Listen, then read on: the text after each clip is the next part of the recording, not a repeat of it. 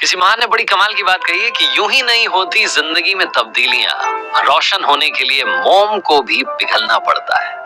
My FM में हूं RJ Kartik. एक बार की बात है, राजा विक्रम के 100 पुत्र थे और राजा साहब की उम्र ढलती जा रही थी। उन्हें उत्तराधिकारी का चुनाव करना था, अगले राजा की घोषणा करनी थी। वो चाहते थे कि ऐसा राजा हो जो प्रजा का ख्याल रखे, प्रजा भी खुश रहे, राज्य का विस्तार भी करे। कुल मिलाकर के एक अच्छा राजा वो चुनना चाह रहे थे।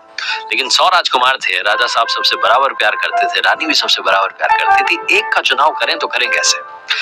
राजा ने एक तरकीब सोची और उन्होंने कहा कि सारे राजकुमारों से कि आपके लिए भोज रखा गया है, आज शाम में आप सभी को पधारना है। सारे राजकुमार पहुंचे। राजमहल के सामने जो प्रांगण था वहां पर भोज की तैयारियां की गई। 56 पकवान वाली थालियां मंगवाई गई। सब राजकुमारों को बैठने की व्यवस्था की गई थी, सब आकर के बैठे। राजा साहब उस भोज में नहीं पहुंचे, झरोके से वो सारा सीन देख रहे थे। तो जैसे ही भोज शुरू होने वाला था, राजा के सेवकों ने कुत्ते छोड़ दिए, शिकारी कुत्ते वहां पर छोड़ दिए। अब कुछ जो राजकुमार थे गुस्से में खड़े हो गए, शिकार करने के लिए निकल पड़े उन शिकारी कुत्तों का। कुछ जो राजकुमार थे वो डर करके भाग गए। अफरा तफरी का माहौल, और ये बात जो थी राज्य में फैल गई कि वहां पर भोजन हो ही नहीं पाया। अब प्रजा भी परेशान कि राजा ने उत्तराधिकारी का चुनाव किया होगा तो क्या कैसे होगा।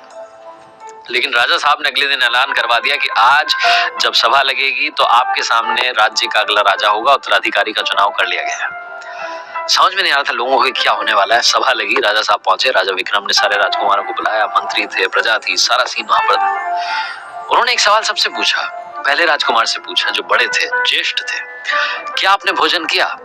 तो उन्होंने कहा कि कहां करता महाराज, पिताजी आप तो जानते ही हमारे पहरेदार इतने निकम्मे हो चुके हैं कि इन्होंने शिकारी कुत्तों तक नहीं रोक पाए, हमें जाकर के शिकार करना पड़ा, 3-4 को मैंने वहां पर निपटा दिया। सारा कुछ बात हुई। दूसरे राजकुमार से पूछा तो उन्होंने कहा कि पिताजी मैं तो डर करके भाग गया था, मुझे डर लगता है तो मैं वहां रुका नहीं। ऐसे करके बारी बारी से सबने घुमा फिरा के जवाब दिए। एक राजकुमार ने कहा कि हाँ पिताजी मैंने भोजन किया, भोजन बड़ा स्वादिष्ट था। उस राजकुमार का नाम था शांतनु। राजा साहब ने पूछा कि शांतनु सभा को बताओ कि आपने भोजन किया तो किया कैसे। शांतनु ने बताया कि 99 राजकुमारों की थाली वहां पर पकवानों से सजी हुई रखी हुई थी। जैसे कोई शिकारी कुत्ता मेरी तरफ आता, मैं थाली को आगे कर देता और खाली कर देता। जो शिकारी कुत्ता था वो खाना खाने में बिजी हो जाता, व्यस्त हो जाता, और इस तरीके से मैंने अपना भोजन अच्छे से तरीके से कर लिया, स्वादिष्ट भोजन था।